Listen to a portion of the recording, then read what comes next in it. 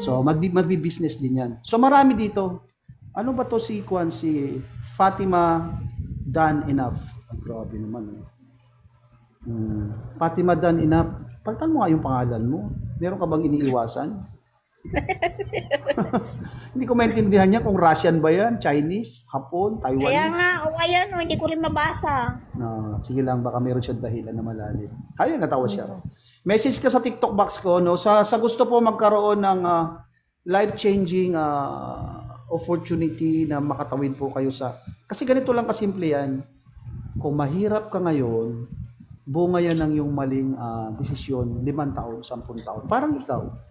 Dahil nga wala nag-guide sa'yo, wala nagturo sa'yo, tama?